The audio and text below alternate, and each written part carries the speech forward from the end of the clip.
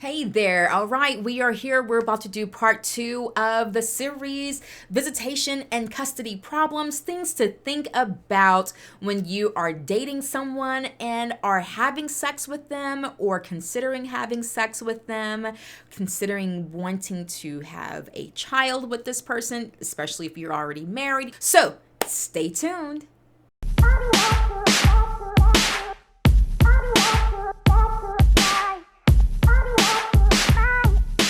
All right, we're going to jump right into it. This is part two of a 2 or 3 part series talking about the issues and the common complaints that people have when it comes to co-parenting situations. And like I said in part one, if you have not seen that, make sure that you view below. The link will be below or in one of these corners here. I will link that video of part one to this one here so you can kind of see where I first started going. But part two, let's go ahead and jump right into it. Let's just say, remember, you're separated from the person. Now you're in a co-parenting situation.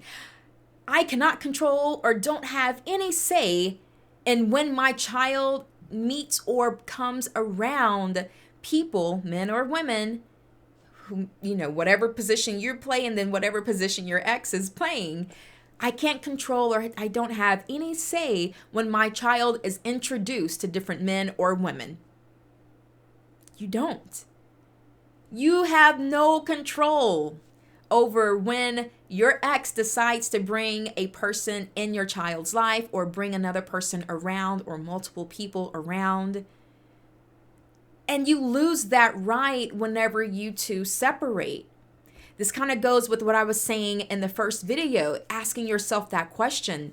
Like, is this something that I want to deal with? I need to think about it with this person. Like, is this an issue or a scenario that I want to be involved in or that I want to have my child to be a part of being separated, not having a say on what goes in the other household, only when my child is there. You have no rights to whatever goes on in your ex's household. And so you lose that ability to actually have a voice and say something about it. Of course, you can talk about it. If your ex is, if your ex is willing to listen to you and willing to just kind of, take into consideration your concern, kudos. That's awesome. That's great. But a lot of people don't have an ex that will actually do that. Or what if you yourself are someone that says, you can't tell me, I could care less what you think about or what you have to say about me bringing a person around our child when I'm over here under my own house. This is my time with our child. This is my visitation time, or this is my designated time. You can't tell me who I can and cannot bring around our child. And if that's your stance, perfect. Hey, you're right. No one can tell you. Your ex cannot say anything about when you introduce someone to your child. However, just think about, again, putting that child first. Think about the effects that it's going to have on that child of bringing someone new into the mix. Like, that confuses a child, that affects a child emotionally. It confuses them mentally. So although, yeah, you may have the right to bring all kinds of people around your child if you choose to, or your ex may have that right, but is it the best choice? Yeah, you may not want to feel as though you're giving in to what your ex may be requesting or they may be trying to demand. But, at the end of the day, make sure that you put your child's well-being first. Think about them first. Spend time, especially if you're co-parenting. That means at some point you're going to have a break away from your child, whether you're the full-time or the part-time parent. At some point you're going to have a break away from that child. If the other parent has not totally abandoned you, then just wait to have your personal relationships when your child isn't around. And then whenever you have your child, focus on your child.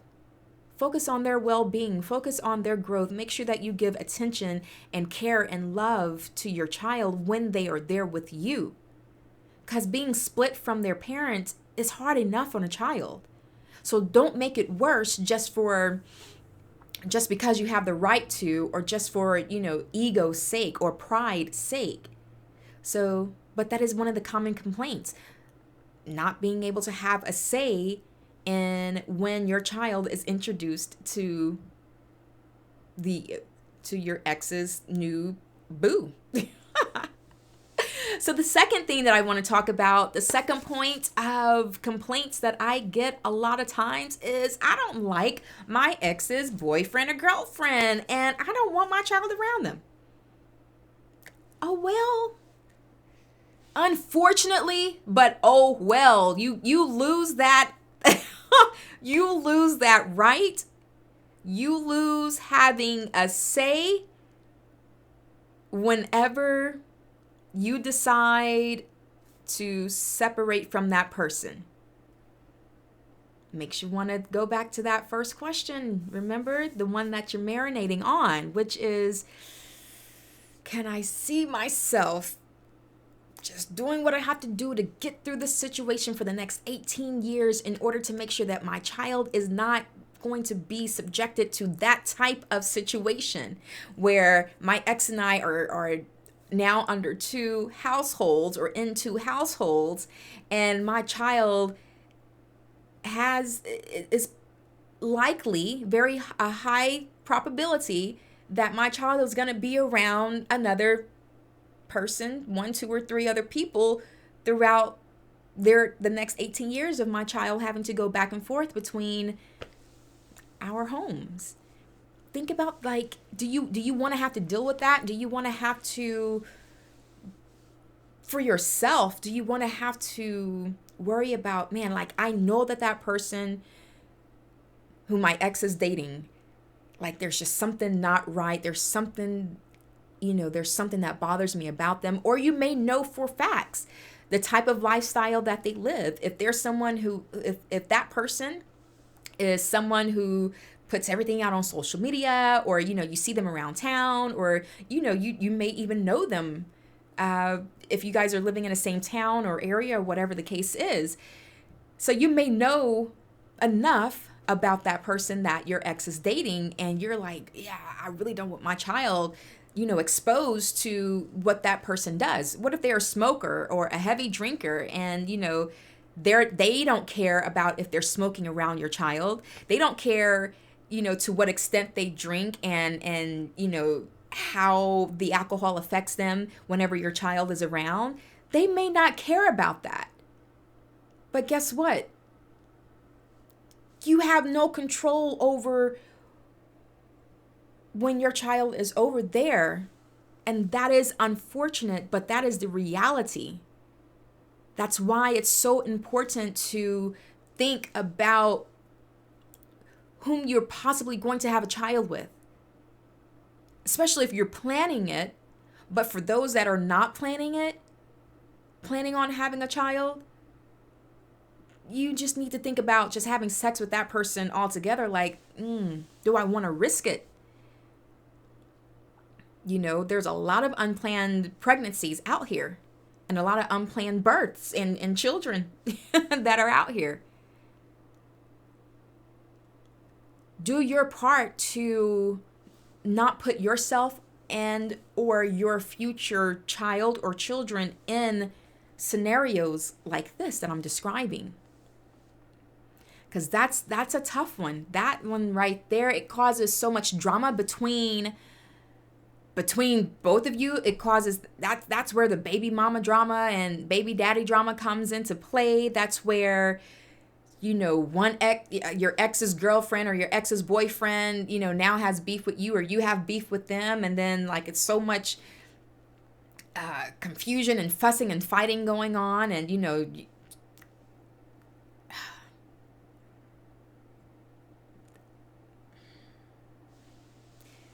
third point is, what if not even what if, I cannot control if my ex decides to leave our child in care of the person that they're dating, and they leave if they're not around or whatever. Like, if your ex-boyfriend or your ex-girlfriend is dating someone else and they decide to leave your child with their new partner, their new significant other, while they run to the store, or they may have to go to work, or they may go hang out somewhere, whatever. You have no control over that. And that's unfortunate because we hear too many cases of where a child is being molested by the boyfriend, or a child is being molested by the new girlfriend, or a child may lose their life because of the new boyfriend or the new girlfriend not being able to parent mentally, not being able to parent emotionally.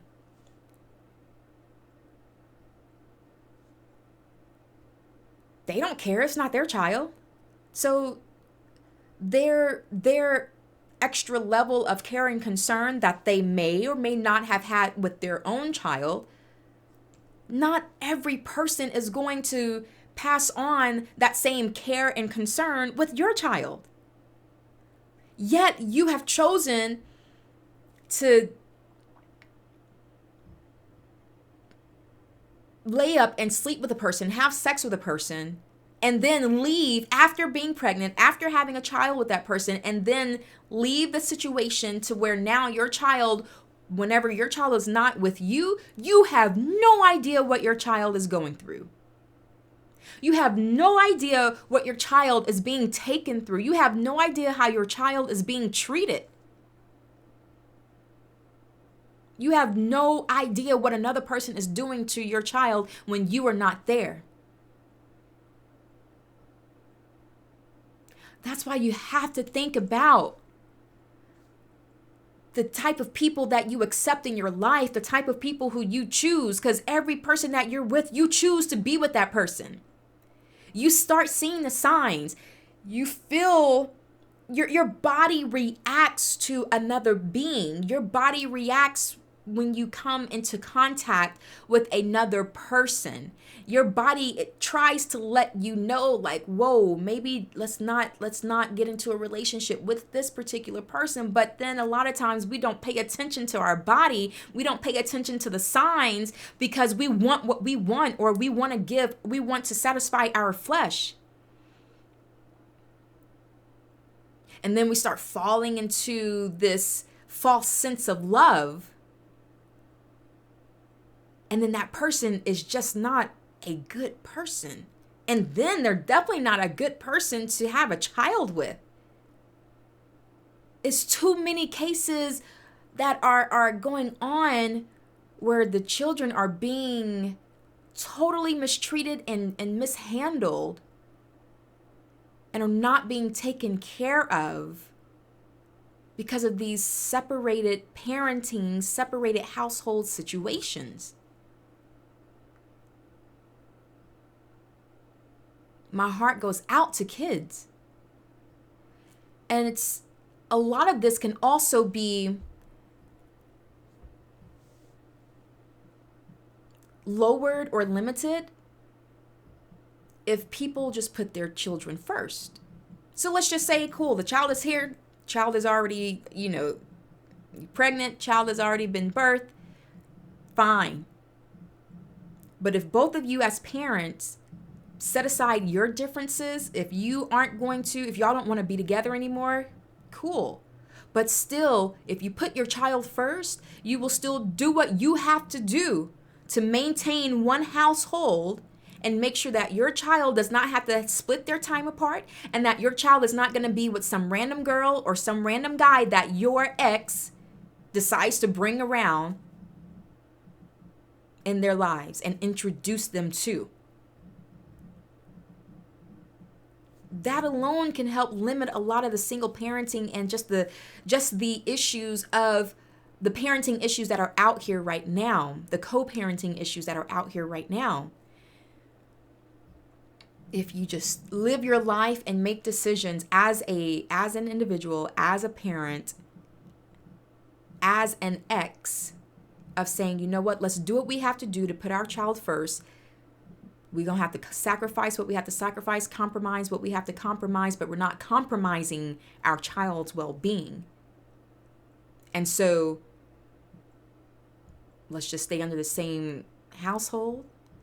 Let's figure it out. Let's work it out for sake of our child. 18 years goes by. Do what you do after that. But don't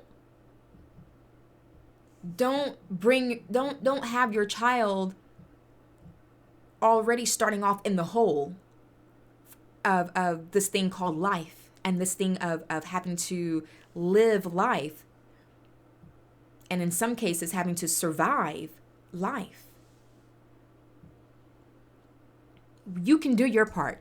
We as parents, we as adults, we can do our part if we just think, and if we just pause a second and really examine the people that we choose to be in a relationship with, the people that we choose to have sex with, and the people that we choose to have a child with.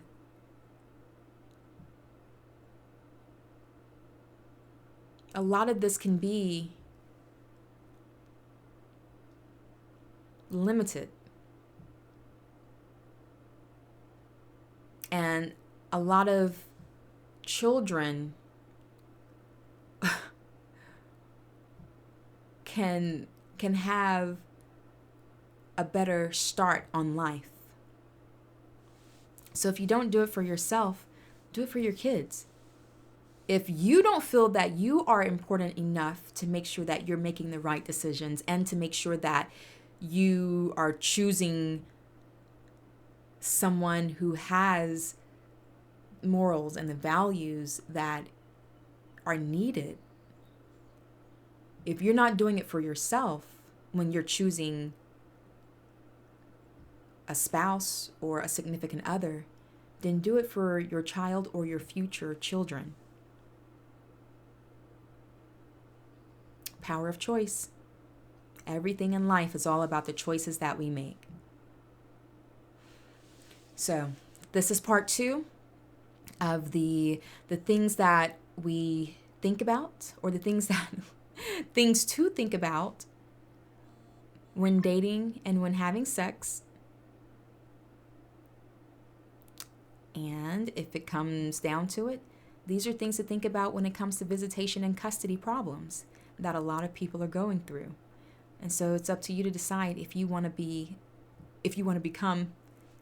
if you want to be involved in that type of lifestyle, because it's all a choice. So again, check out part 1 if you have not done so already. There should be a part 3 to follow this here.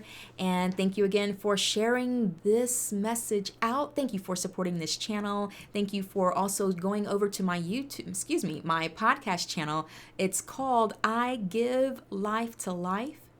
You can find that on Apple, iTunes, Google, Spotify, and Anchor. Please go ahead and give this video a thumbs up. Please subscribe, hit that bell. Come on, you guys, go ahead and subscribe, hit that bell, and get the comments going below, get the conversations going below. Let me know your thoughts on this. Let me know if you yourself are already in this situation, or if this is something that you hadn't thought about, but you will, and maybe it will help you just kind of be like, okay, well, let me slow down a little bit, Who knows? Whatever the situation is, let me know. But once again, thank you so much. And you guys already know what to do. Regardless, no matter what, always keep smiling.